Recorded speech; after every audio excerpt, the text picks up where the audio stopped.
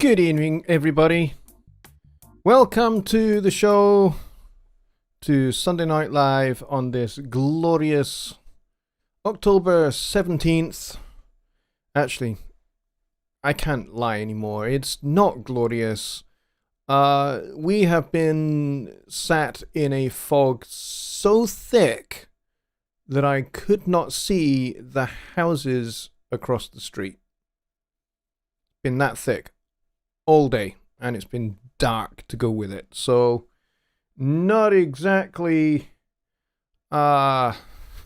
glorious, but it is what it is. But anyway, I'm still gonna say hello. Hang on, let me just press that button and then press that one. There we go. So tonight it's the usual.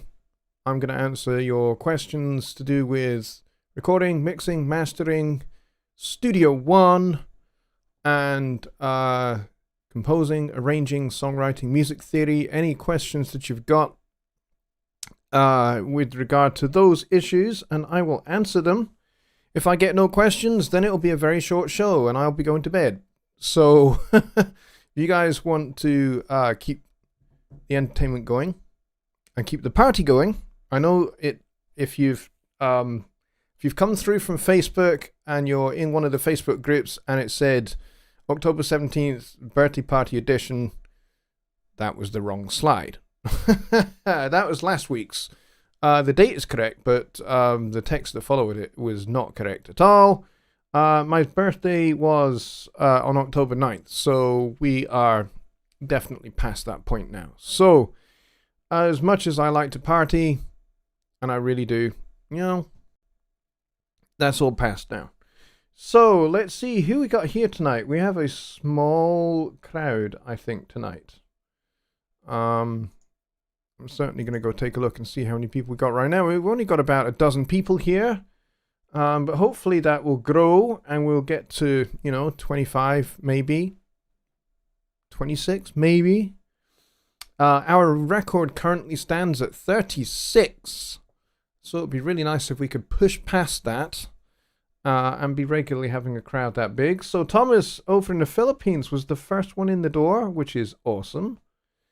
Followed by Rich Cresswell, who must be exhausted having done the Canada West Studio One meetup the other night, which would have been about 3 o'clock in the morning our time. So Rich, you are one crazy dude, but I'm glad you were over there and were able to expound your wisdom on all things Windows 7, which is very cool, and how it relates to Studio One and Persona software, hardware, and third-party plugins and stuff like that.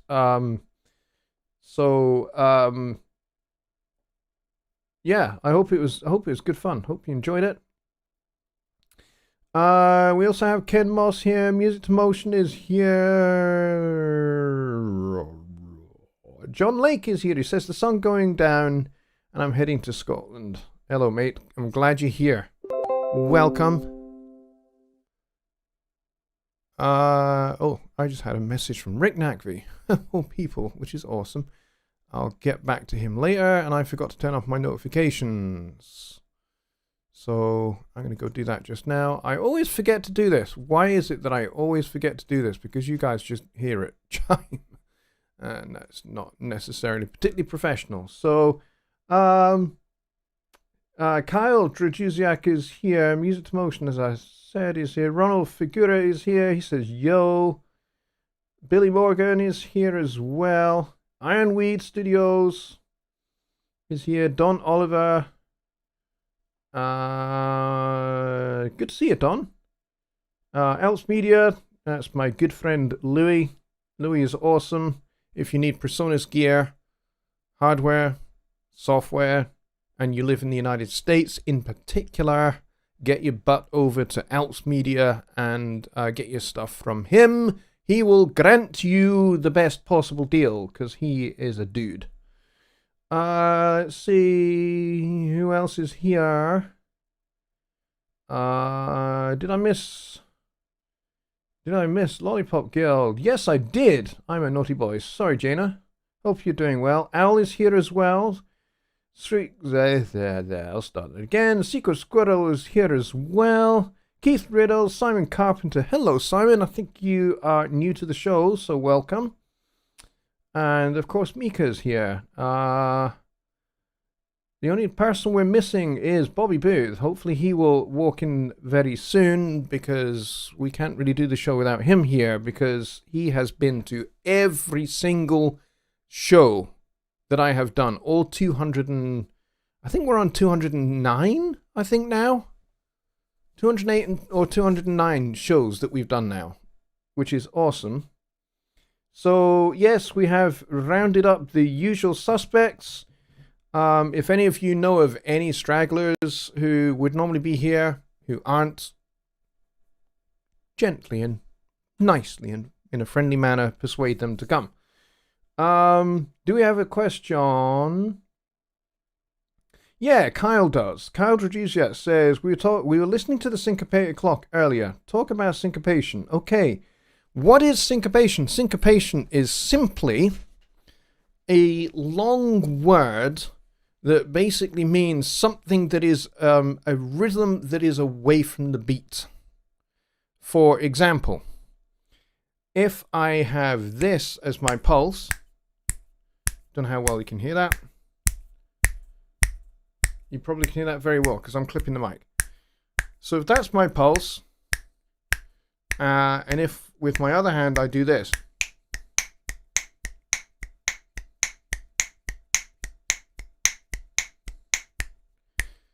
what I'm doing with my other hand is syncopated. It's away from the beat. So if I was to do...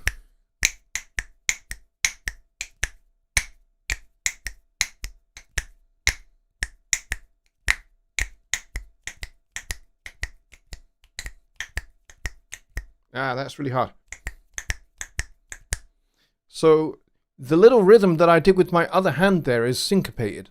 It's I'm playing a rhythm that is away from the strong, what we would normally call in Western classical music and contemporary popular music, we would call those the strong beats. The strong beats are generally considered to be beats 1 and beats 3, although modern American classical music, which we would call, rhythm and blues, jazz, blues, all of that kind of music falls under that kind of category, would reverse that and would make beats 2 and 4 the strong beats and beats 1 and 3 kind of a little bit weaker.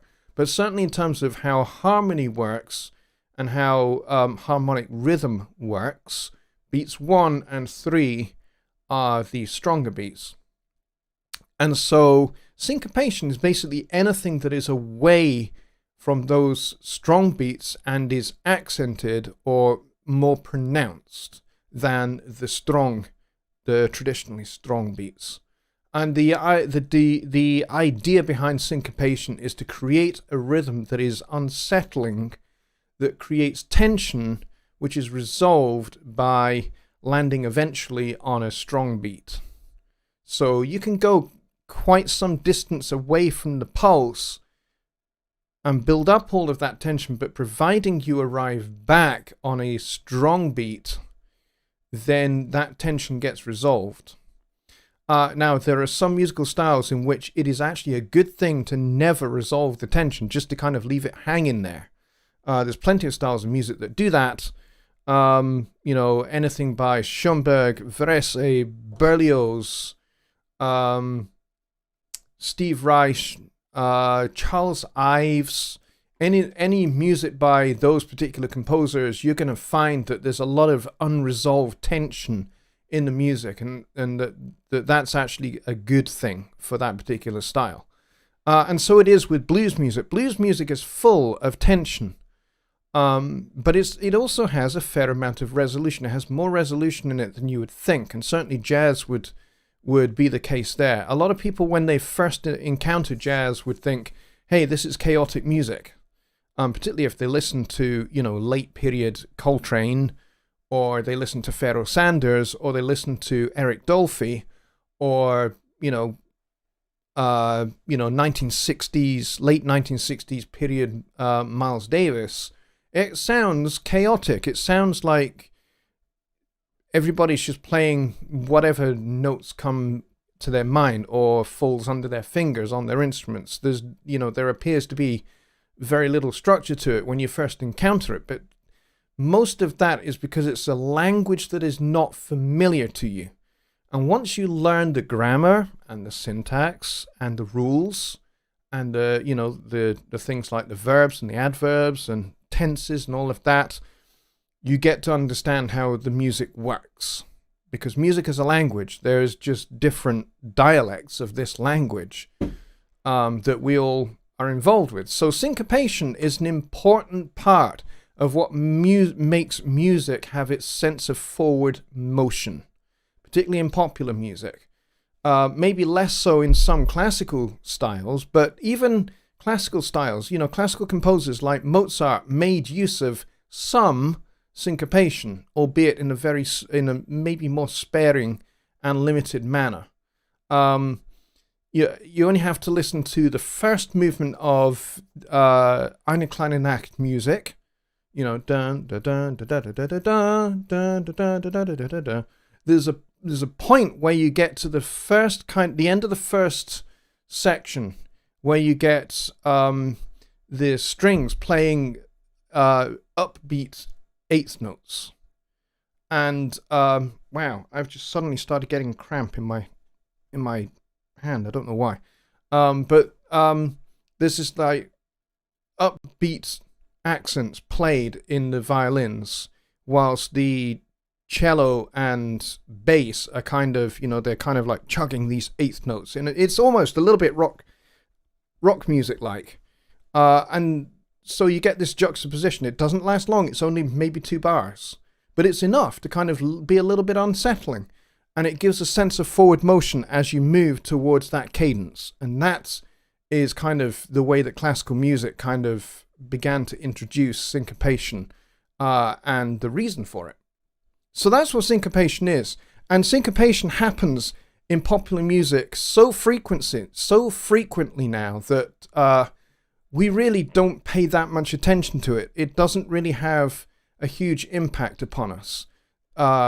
Like maybe it would have, if you somehow took Johann Sebastian Bach and you dropped him into the 1950s and, the beginning genesis of rock and roll music. If you put him there, there's a lot that he would understand, and there's a lot that he would find acceptable, and he would have been able to, sit at a keyboard and jam with, Bill Haley and the Comets, or, some other 1950s, rock and roll band. But there's also some things that he would find unsettling. He would find maybe that amount of tension a little bit unsettling rhythmically. But that's what syncopation is all about. Syncopation is about providing that sense of forward motion. And as I say, it is so common in popular music now that we don't really notice it that much. Until, the level of syncopation is quite advanced. Once you start moving into kind of more advanced, maybe progressive rock stuff, fusion music, then you start getting into metric modulations, and you start getting into polyrhythms or nested tuplets, for example, where you'd have triplets within triplets, or quintuplets within quintuplets, and things like that, or septuplets within quintuplets, and other kind of nested tuplet kind of things that go on. That's taking it more to a very advanced level. And a lot of people would find that very unsettling. They'd find it very hard to find where the pulse is. So, music is about pulse and the opposite of pulse, And it's funny. It's, your heart does that. It kind of pulses, and then it has a backbeat to it. It has a thud and then a backbeat, a thud and then a backbeat. And so, popular music kind of mimics that to some degree. Anyway, that was a long answer for that question. So I hope that helps. Who was it who had that question? I took so long over answering it, I actually forgot who it was. I think it was Kyle, wasn't it? Kyle had that question. And I'm just popping back to see if I've missed anything.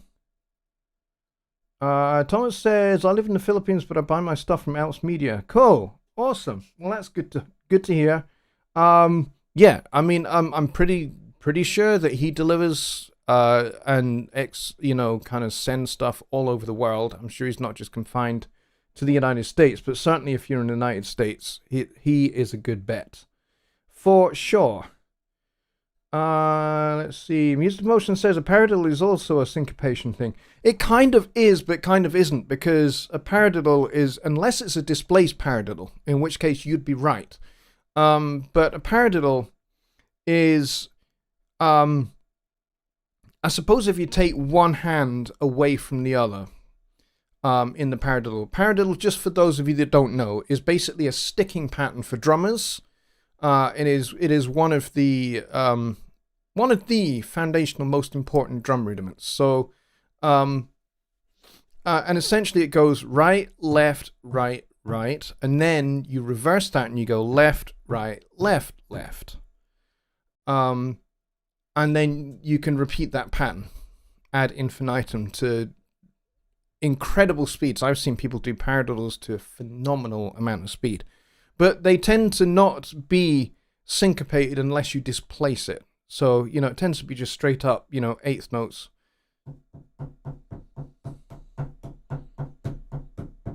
So it's a continuous string of eighth notes. But you can displace it, 1, 2, 3, 4, one, two, let's try that again. 1, 2, 3, 4.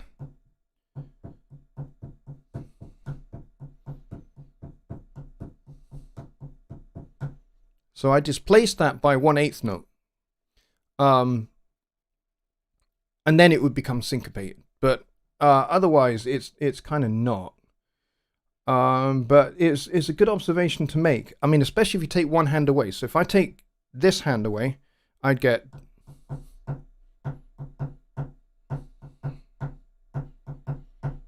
And if I did the other way round...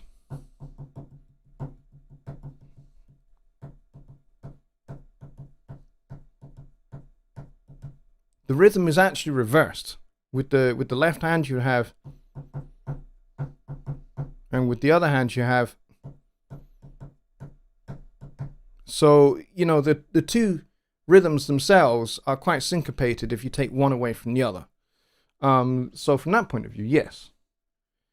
Rich says, who is the best person to talk to about adding cymbals to sound variations? There are a number missing, like Bartok, Flautando, which is now very popular. Lucas feature requests. Yeah, make feature requests over at answers.presonus.com. Those are great, especially the Bartok ones. I like that. And if you make them, send me a link to them, Rich, and I will personally vote them up myself. But yeah, the score editor in Studio One is quite basic at the moment. Certainly we have added a few extra things to it, like the staff presets, for example, that make it dead easy for making sure that when you have a trumpet part, that the trumpet part has the correct transposition, or if you're doing a keyboard part, that you choose the grand staff, the piano preset automatically gives you the grand staff that gives you the left hand treble, left hand bass and the right hand treble. So that's important, and if you're playing, if your virtual instrument is something like an alto saxophone, you select woodwinds, saxophones, alto sax. It will give you treble clef, and it will give you the correct transposition for the alto sax. So you can print your part out and give it to your alto sax player, and they can play it without any problems whatsoever. So, but there are things that aren't there that you will find in Notion. Good thing is, if you create something in Notion, you send it to Studio One, most of the stuff will carry over. There's some things that won't, but quite a lot of things that will. So you can certainly do that. And as I say, Score Editor was only added to Studio One 5.0, and we're on Studio One 5.4. So, there's still a lot more to add to Score Editor. So if you've got ideas and you've got features that you think would be good to have in the Score Editor, then, by all means make feature requests. And, the more popular the feature request, the more likely it's going to be added somewhere down the line. So, but a good question. Marcos is here, over in Brazil. He says, hope everyone is here in good health, he says. Does PreSonus have a good ADDA converter for link with my UR22 from Steinberg? If not, which is a good one. Pretty much all PreSonus interfaces have very, very good converters. Extremely high quality converters. The preamps are, for the most part, Xmax pre's. But I think the converters are pretty much Burr Browns across the board for most of if not all of the interfaces. And I think that's the case also for the Studio Live mixers as well. I think they also have the Burr Browns as well. So they are pretty darn high quality. Billy Morgan asks, is it possible to connect an 1810 to an IO Station 24 to Studio One and use both? I don't think you can daisy chain those. I think that is not something you can do. But I don't know for certain because I do not have the IO Station to test with. Johnny Gibe has one of those. I don't. At least I think he has an IO Station 24. I certainly don't, I'm afraid. Sorry. Just Bob is here. He says, hello everyone. Sorry I'm missing the show. Gutted and replumbing bathroom shower. We'll watch replay. Bob, thank you so much for watching the replay. And thank you so much for being one of my chat moderators. I appreciate you enormously. You are a great guy. And you will probably, without doubt, do a better job of plumbing a shower than I would. So I would just get wet. And everything else in the room would get wet. So I'm sure that will not happen with you. Lollipop Girl says, Weekend Warrior, hello, goodbye. Lollipop, glad you popped in. Thank you for coming. Let's see what else we have. And the chat just jumped like a gazelle. Okay, I think I found where we are. All that snapping, making the cramping. I don't know. I don't know what I've done to my thumb, but it's kind of a bit sore. Let's see. What else do we have here?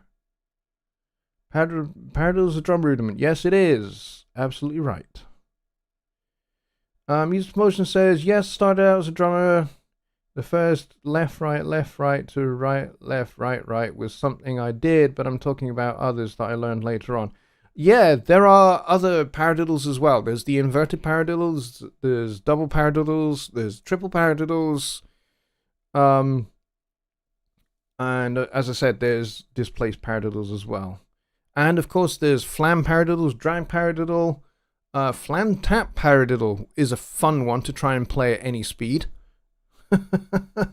Trust me. I also started out as a drummer. I've been playing drums since I was 2 years old. I got my first, and I started out on a snare drum with a pair of my dad's sticks. A little bit like these guys here. These are actually a pair of sticks that aren't actually on general release. These are beta that I'm testing for a drumstick company that I'm not going to mention for obvious reasons. But yeah, these my dad's sticks were a little bit like these, and I had a pair of those when I was about 2 years old, and an old snare drum that he wasn't using anymore. And then when I was about 4 years old, my parents realized that actually I was really seriously into this drumming thing. So they let me use one of my dad's drum sets. He had like 4 drum sets. So they basically set one up in the garage, and I would just spend hours in the garage. I didn't really play with toys that much. I was just so completely into listening to records and drumming along with them. So that's what they did. They set up a drum set in the garage with a stereo system and a set of headphones. And I could basically just listen to my favorite records, you know. And at the time, as a kid, I was very much into the Buddy Rich big band. And I listened to a lot of funk, like Parliament Funkadelic, that kind of stuff I was into when I was like 4 or 5 years old. But I also learned a lot of jazz as well. I listened to a lot of my parents' records. My dad, being a tenor sax player, was very much into Coltrane. So Coltrane was kind of was required listening in my family household. So, you know, I listened to Train with Miles. I listened to records of his own when he was a leader of his own band. So I listened to all of that. So I listened to Elvin Jones a lot because Elvin was on a lot of those records. And then I discovered Tony Williams and Dennis Chambers through Parliament Funkadelic. And then I started, I think maybe in the late 80s, I discovered the Brecker Brothers. And that got me listening to drummers like Harvey Mason and Steve Gadd, and of course there was Steely Dan around all the time. So I got to listen to, you know, Bernard Purdie and Steve Gadd again, and Jim Keltner, and a whole bunch of other awesome, inspiring drummers like that. And I would just play along to those records all the time. And then eventually I needed to get into university, having taught myself to play drums from listening to those records, and taught myself to play keyboards again from the same records. I needed to get some lessons so that I could actually get a qualification on drum set and keyboards so that I could get into university. So I had a few drum lessons, not many. I had basically barely enough to get the qualifying grade level that I needed to get, which is in the UK was grade 8, so that I could get into university to do my degree in music. I did music and audio engineering as a joint major, and alongside that I did a diploma in musicology, which then led on to doing further studies in musicology. But yeah, it all started off with drums. Super Squirrel says, I'm stuck. I went with VSL Mir Pro for the venues, but I was going to go with Synchron Libraries, but realized that they are recorded at Synchron Stage. Yeah, they will have been. VSL, Make, Mir, and Synchron. Do they have a way to remove some weird left-right phase reversal or something to remove Synchron qualities using their... I have absolutely no idea because I have none of those libraries. So I cannot help you with that. Your best bet would be to reach out to VSL and see what they can tell you about how to have those libraries completely as dry as possible. I mean, it may well be that it's just where those orchestral libraries were recorded when those samples were made. There will have been some close miking, more than likely, But there would also be, some room mics as well, blended in there. Question: there is a software by Accentize called Chameleon. It can help regarding room spaces. It's used for match reverb for ADR. That's a good option, Rich. I like that. And that's a great answer to that.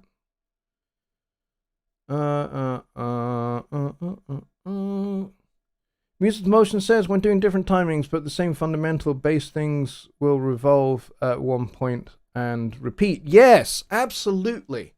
If you're doing any polyrhythm, so anything like 7/3 or 6/4 or 5/4 or 5/3, any of those, you will eventually get to a point where the downbeats of both line up temporarily, and you can work out where those are mathematically.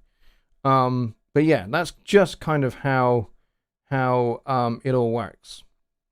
But that's a good point to make about rhythm. Isn't the purpose of the shower to get wet? Not when you're installing it. Keith says, any info on Studio One on Windows 11? Yes, there is a Windows 11 compatibility statement on the knowledge base. So you can go and check that out. There is also a Windows 11 optimization article that was written just last week. So you can go and check that out. That has a ton of incredibly useful information on how to optimize Windows 11 for audio and for using Studio One in particular. We went into a massive amount of depth to cover, I think, pretty much as many scenarios as we could think of to get the best out of Windows 11 and Studio One. Studio One is fully supported on Windows 11 now, which is great. Also fully supported on the M1 Max natively, which is great. However, downside of that is that an awful lot of third-party plugin manufacturers are not native M1 compatible yet. So you can launch Studio One in native M1 mode, and it will launch and it will work. But what you will find is a whole bunch of your plugins will be missing. They're not really missing. They are still there on your computer. They are still there inside of Studio One. They are still activated. It's all good. It's all fine. They're just not compatible natively with the M1s as yet. Those that are missing. So if you encounter that, the best thing you can do is switch back to Studio One in Rosetta 2 mode, and all of your plugins should come back and should be there ready and available for you to use, because a large number of third-party plugin manufacturers will support Rosetta 2. They just don't support native M1 yet. And you're just going to have to wait until they do, to be honest. And once they do, then you can switch over on a much more permanent basis to native mode for Studio One. So I think that's an important thing to state and get that out there. Let's see. Al has a question. He says, if I totally pan left, right, would it still be audible in speaker it's panned from? Stereo track and stereo on track. Can hear it in speaker. I thought I shouldn't. Here's the thing with panning a stereo track. A stereo track has a left signal and a right signal. When you pan it, what happens to that stereo signal, rather than left going, if you pan it right, left going off and only hearing the right side of it, what happens is you shift the balance of the signal because it's already stereo. It's not like a mono track where you've only got the one signal and you can just move it fully left or fully right, and you don't hear it out of the other side. So when you have a stereo track in Studio One, that's how it behaves. It's the panning slider becomes a balance control between left and right. That's how it works. So that will be why if you pan a stereo track fully left, you may still hear some of it in the right-hand speaker, because all you've done is just turn down the right side of the signal. It's still there. So that's kind of how it works with stereo channels in Studio One. Some other DAWs handle it in a completely different way. Depends partly on the pan law that's set inside your DAW. And some DAWs have a different pan law to others, and some just their audio engine just handles stereo files in a different way than others. Studio One has a slider that slides left or right. We don't have, like in Pro Tools, you have a stereo channel in the mixer in Pro Tools has two little pan pots, and you can pan that way and that way to get the stereo effect, or you can pan them up the middle to kind of monoize your stereo channel, or you can turn both pots left or both pots right. Pro Tools handles that kind of thing quite differently to the way Studio One does. That's how it is at the moment. But that's a good question. Mika says, do you and everyone else know that Melda Productions has updated all plugins to V15 now with scratched faceplate GUIs?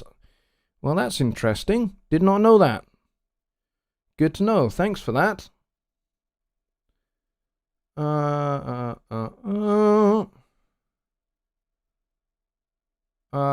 See, Ken says, what is the best way to set a meter in Studio One if you're doing polyrhythms? Say if I want to layer 5/4 and 4/4 over each other, is there a way to keep the downbeat straight? No, and the reason being, you're going to have to pick one time signature or the other. You can't have two separate downbeats. It just won't work. And there's a very, very good, solid musicological reason for that. Why you don't get polymeters in Studio One, and I don't know of very many DAWs that actually support polymeters. And the reason being is you need to give your DAW a single frame of reference for the most part, and this is certainly true with Studio One. So if you want to do 5/4 over 4/4 or 4/4 over 5/4, so pick which one is going to be the master and the other one that's going to be the polyrhythm or the polymeter. What you're going to have to do is you're going to have to be aware of where your downbeats for each of those meters is. So you're going to have to. There's a couple of ways you can do this.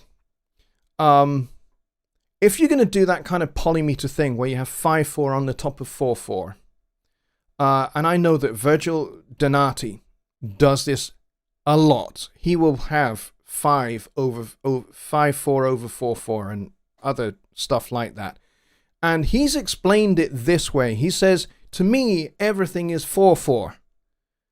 And I just, everything is just phrased differently in that 4/4 context. That's the way he understands it. That's the way he feels it. And it enables him to play incredibly complex polymeters whilst maintaining this 4/4 pulse overall. And it seems to work really well for him.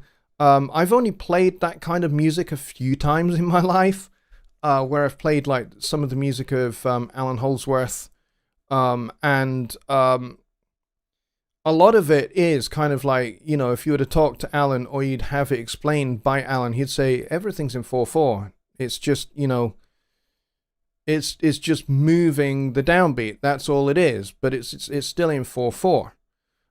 So if you want to do 5/4 on top of 4/4, my personal advice, you may want to do this the other way around, but for me, I would set the time signature of Studio One to 4/4, and then you're just going to have to, be aware the 1 in 5/4 is going to move around until and it will occasionally line up.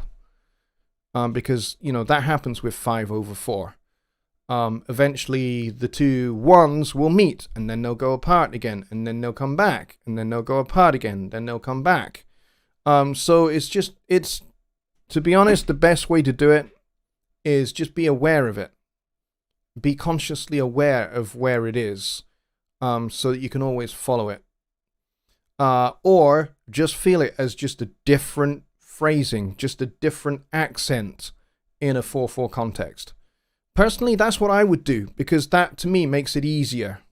I'm not having to think about 1, 2, 3, 4, 5, 1, 2, 3, 4, 1, 2, 3. I'm not having to try and count 2 time signatures at the same time, which my brain can't do. Some people's can, mine can't. So the way I handle multimeters, polymeters, is to pick one time signature that would be my master, and everything else is a slave to that master.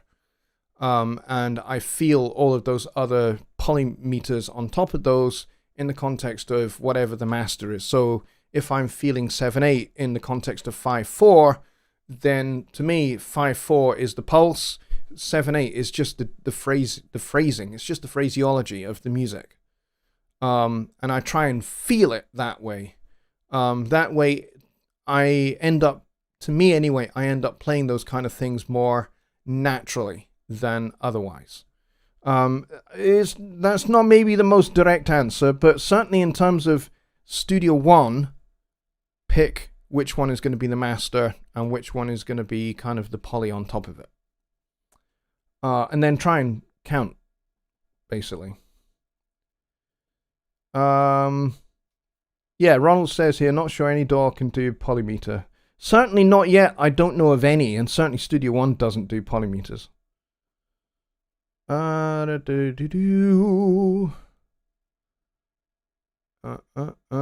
going through the chat to see if there's anything else going on here, given that we've got 15 minutes left.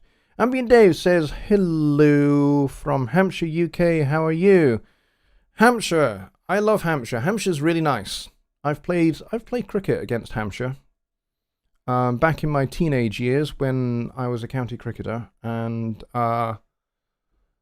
we were undefeated against Hampshire. I hate to tell you. Let's see. What else do we have here? Ambient Dave says, I'm still learning Studio One. Can you recommend tutorials like on your channel? Haha. Yes, I can recommend Joe and Gregor's Studio One playlists on the Presonus YouTube channel. I can also recommend the Home Studio Training YouTube channel, which is Jonny Gibe's channel. He has a ton of content. The Presonus YouTube channel has equally a ton of content. I have some. I don't have nearly as many as those guys do. And then, of course, Joe has his own channel as well, which is Home Studio Corner. So between all of those, I think you probably got pretty much every common aspect of Studio One covered. Joe's great with kind of more traditional audio based recording. Gregor is very, very good at synths and MIDI and all of that, and kind of the more electronic side of things. He is very, very good at that, and I'm kind of somewhere in the middle. Joe is a kind of straight ahead rock guy. Gregor is kind of like an electronic music guy, and I'm a jazz guy. And you'd say, how is that in the middle? Well, it kind of is, because I use a lot of samples, and as well as real instruments as well. I use a mixture because that's kind of, to me, that's how my music is. It's kind of it's jazz, it's rock, it's pop, it's sarcasm, it's snark, it's Scottish, most importantly. But yeah, and of course I could not fit a full 15-piece funk band in this room, unfortunately. Bit of a shame. So a lot of it I have to do with samples and that kind of thing. So I kind of do use a fair amount of MIDI and sound libraries and stuff like that. But, you know, I use traditional instruments as well. I have a Fender Rhodes downstairs in the lounge, and I've got long enough cables to be able to run that up here. And, of course, I've got the iPad and the Studio One remote. So if I want to record the real Rhodes rather than this guy, then I can do. It's pretty straightforward. Mika says, oh no, pan V balance again. Stereo tracks feature a balance control, misnamed in Studio One, and mono tracks have a pan control. Yes, as I've just elucidated, Mika. Let's see. And Mika actually has a really good recommendation. He says, use the dual pan plugin to get what you're looking for with the stereo track. Absolutely. That is the way to do it right now. Let's see what else we have here. Ember, I think it's Ember. Can you use the PreSonus dual panel to handle stereo tracks like Pro Tools? Yes, you can. Yes, you can. Dual pan plugin is awesome. It's really good for that kind of stuff. Ronald says, Polymeter print a 4/4 metronome track as audio, then start a 5/4 metronome and print that to audio. Yeah, you could do that. You could do that. And then you would be able to see where the two downbeats kind of cross over. And then they go apart and they come back. And you just need to count, really. Touch and Go by the Cars is 5/4 over 4/4 in the verses. Yes, it is. It's a great song. Hampshire's very expensive, especially Winchester. Yeah, Winchester is very expensive. I work with a guy who has a studio in Winchester, and you know, it's very cool. I just fly down, and then I get a train from there, or I get a bus. So I'll fly down to London, and then I'll get a train or a bus out to Winchester, and then go and do the session with him, hang out with him and his family, who are awesome, and then head back home, back to Scotland. I've done that a fair few times and played on a few of his records. Marcus says the ins and outs of the proper interface ADA are enough for a limiter pass through the session. What? Not entirely sure what you mean there, to be honest, Marcos. But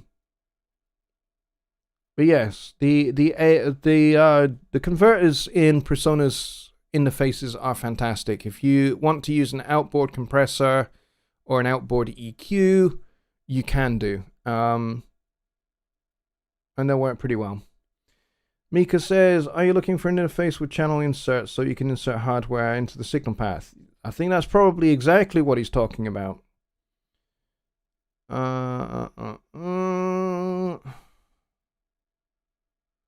Ambient Dave says, Winchester Cathedral has a fantastic pipe organ. I have a story to tell you all about my escapades with the pipe organ at Winchester Cathedral. I was a very naughty boy, and I got into an awful lot of trouble. And I was told never to return and darken the doors of Winchester Cathedral ever again. It's a fun tale of yeah.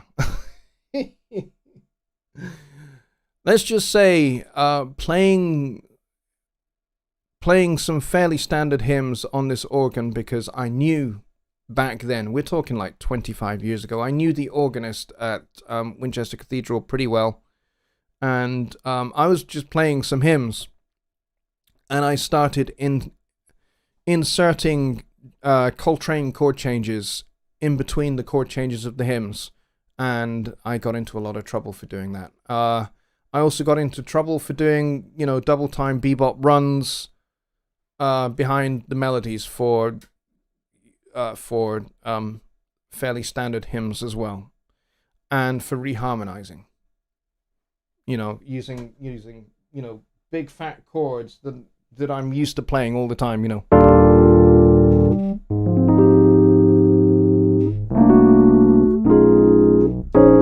You know, I was doing that on the organ and I got into trouble. And yes, I did mess about with all the stops. And the Winchester Cathedral pipe organ has a 32-foot reed pipe, which there is, you know, there's a little post-it note over that says, "Do not use." Well, when I see something that says "Do not use," what do you think I do? I'm a jazz guy. I'm rebellious. Took that off. Pulled that stop out. Parked my foot on the low B flat on the pedal board. It made everything shake. It was fantastic. And as a bass player and, you know, a low-end guy, I love bass, and I loved the sound of that flipping 32-foot reed pipe. It was awesome. And they said, "Go away, don't come back again." Then you'll need at least 4 in-outs. I do it all the time using Pipeline. Yes, Pipeline is the thing to do if you want to bring hardware into Studio One, like a compressor. The thing you have to bear in mind, though, that you will have to, if you're doing a mix down, you'll have to export that mix down in real time if you're using Pipeline. You don't get to do offline bounce. You can only do real-time rendering, which means you have to play the whole song from start to finish as it exports. Zeke Squirrel says, with Studio One uses M1 and Windows 11 plugin problem, can't users install current stable Audio Gridder as a bridge their plugins into Studio One without reverting to Windows 11? That would be a question for Waves support, to be honest. As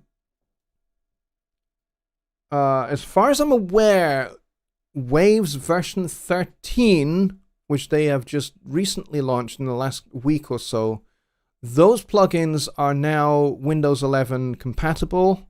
I don't know whether they are M1 native. I think they are M1 Rosetta only, I think.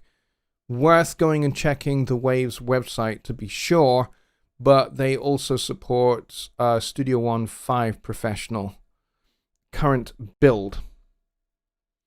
So, yeah, that would be a question for Waves, really. What do you create as a bridge their plugins Studio One without reverting to Windows 11?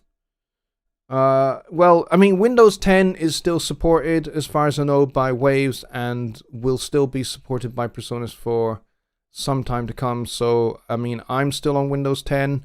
My computer will go up to Windows 11. I'm just not going to do it immediately. We have, in support at Presonus, we have at least one machine. I think we now have 2 machines running Windows 11. So I don't necessarily feel the urgency to go up to Windows 11 yet, but my boss might have other things to say about that.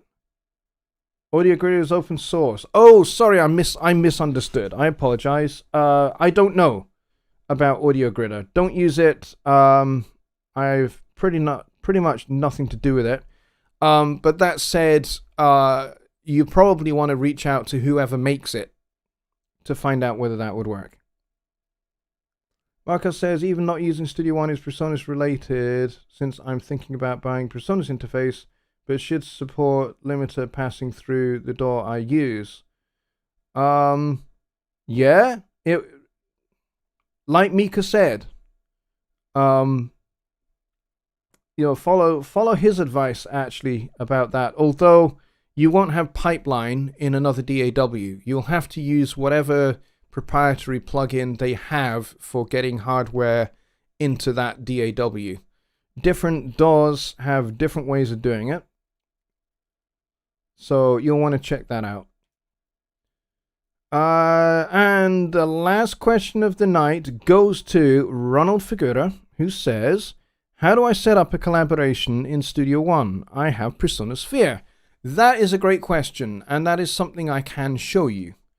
Since I haven't really done a whole lot of showing things, we've just done a lot of talking, let's do some showing, shall we? Let me open up Persona Sphere, and I'll show you how to do that. So let's go over to here.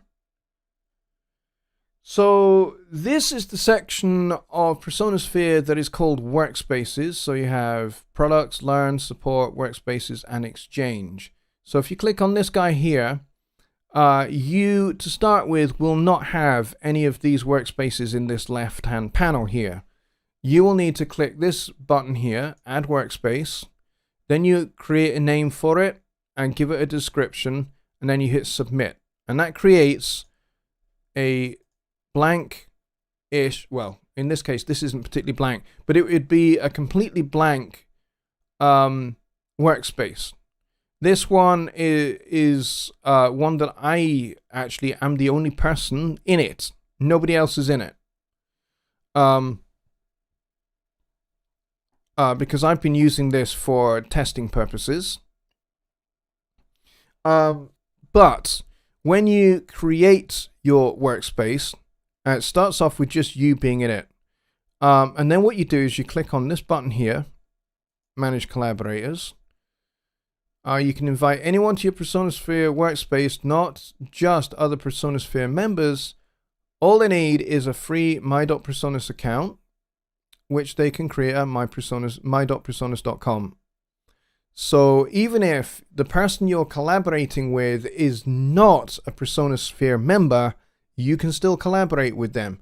All they need to do is create a free My Personas account. All right. Once they've done that, you can grant them access to anything in your workspace or just a few things. Now you've got different levels of what you can do or what you can give to people in your workspace. So you admin can do pretty much anything. Contributor can add files and delete only the files that they have uploaded and add messages to the timeline. And then the bottom rung really is browser, can download files and add messages to the timeline. So it depends on what you're wanting to do with that particular person.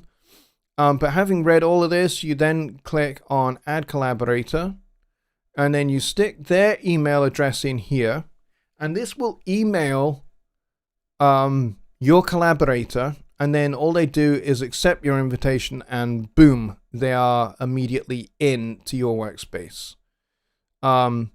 So if they have a Personas account, they'll be added to your workspace once they accept your invitation. If they do not have a Personas account, they'll be prompted to create a free My Personas account, and you can accept your invitation once they have created an account. So they will get an email. It'll either be an email saying, you have an invitation. Follow this link to accept the invitation. Or the other alternative will be they'll get an email saying, hey, you've got an invitation to join a Persona Sphere workspace. Please create a free account with us at my.personas.com, and then you'll be able to accept the invitation. So you stick their email address in there, and then you hit invite. And then the respective email will go to them, and then they can do what they need to do to accept the invitation. And then once they're in, their name will appear under yours here in this section. And once you've done that, you can send and receive files. You can upload a file here. You can create folders. You can select files. You can do all sorts in this section here. And the cool thing is, if I go back over to Studio One, and if I go over here to Cloud, see this here where it says Persona Sphere? If I click on this, give it a few seconds for it to connect to my Persona Sphere account on the server.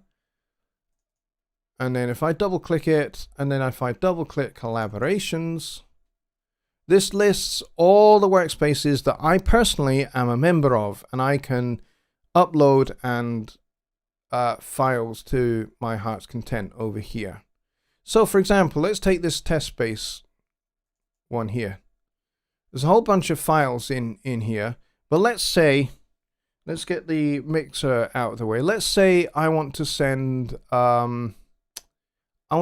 this this Rhodes part. For a start, they're in individual bits, so let's grab all of those and let's do Control B. So now bounce that to a stereo file. That's okay. Don't mind that too terribly much. And then what I can do is I can go and I can just drag and drop this here. It's a WAV file, or I can, I think is it Alt, I think, to tab. Yeah, there you go. If I press Alt, whilst I'm still Alt, whichever you want to call it, or I think that would be Option on a Mac. Whilst I'm still holding my mouse over here, I haven't let go. It'll export a WAV file with rendered insert effects, or I can do it as an audio loop. So WAV file, which would just be straight with no effects. Now in this case, we've got a phaser and we've got some stereo panning going on. So I'm going to do WAV file with rendered effects, and then I'm going to let go. And then that should appear. I think that's actually gone to, there it is, waves. There it is, Rhodes.wave, right there, and there's the address, and then that sounds like that.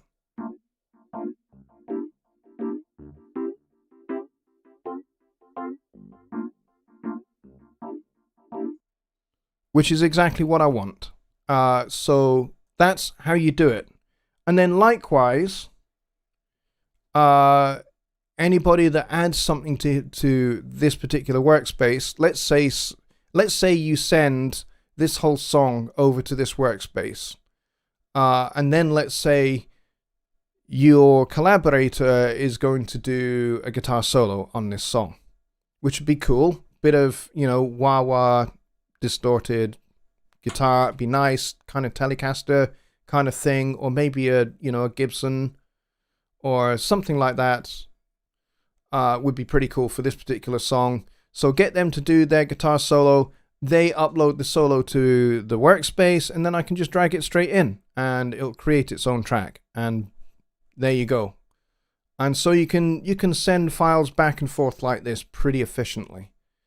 But as I say, PreSonus was only introduced with Studio One 5.0, so you know, it's kind of early days.